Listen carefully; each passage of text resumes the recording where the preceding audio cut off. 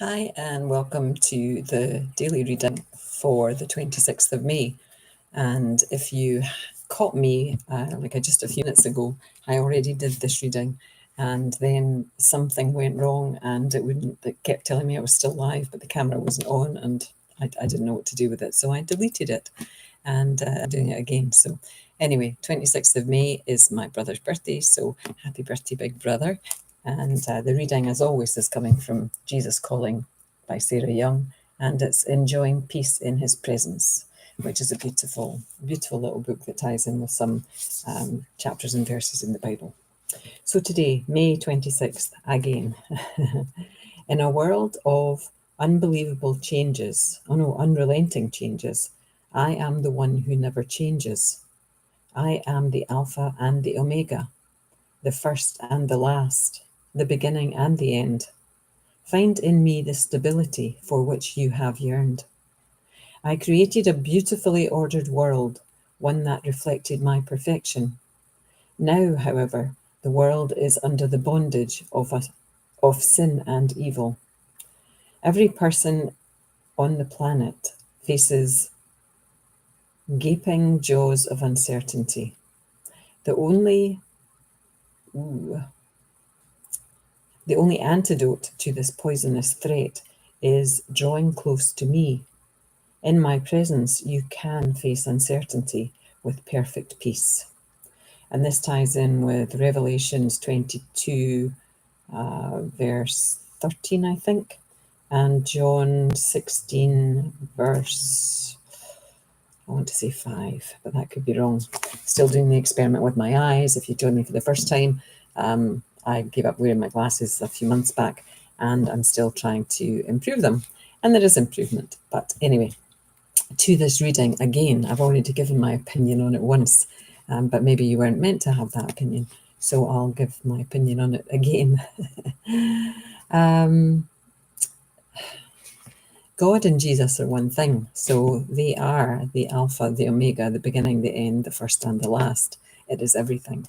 They are the universe, in my opinion. And this is all I can give when I'm doing these readings, when I'm doing the exploration afterwards. It's for my own spiritual, my own spirituality this year. So I'm just talking out loud to myself, really. But if anything touches someone else and resonates, then that's great. God created our planet as a beautiful place. And, the most beautiful place, I think, on earth in the beginning was the Garden of Eden, was the whole of earth, the Garden of Eden, was just the planet Earth, the Garden of Eden, and then, when they were tempted by the devil, the Garden of Eden ceased to exist. And then there was an awareness of evil, I suppose, or things that were not good. The thing is, we have to know bad to appreciate good. So part of what Adam and Eve must have experienced was that they were in this good, always constant good, but there must be something in humans that crave to know more. It's like we're not satisfied when everything is good, when everything is perfect, or we're told everything is perfect. We're not satisfied. So we look for something else, and some of us, when things are going along well, we throw a spanner in the works to make it bad, to make there be something different. And it's quite it's not our best trait. I mean, being curious is a great trait, but I think sometimes humanity gets into trouble, and we are in trouble at the moment.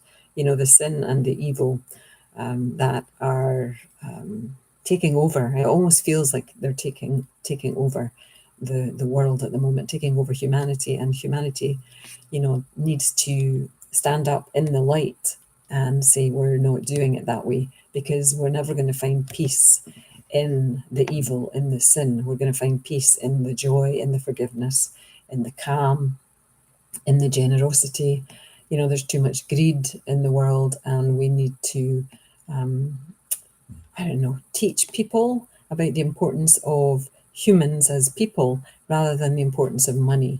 Yes, we need to put food on our table, and the way the food banks are being used at the moment, that's a sin, actually, because there should be enough food, and there is enough food to feed the whole of humanity, but it's all concentrated in little bits around the world, and meanwhile other people are starving, and it doesn't seem right, but it's certainly giving humanity something to work on. Anyway, my 5 minutes is up. I'm sure the last reading was better, but you've had the second version. Namaste, love to you all. Bye now. Bye.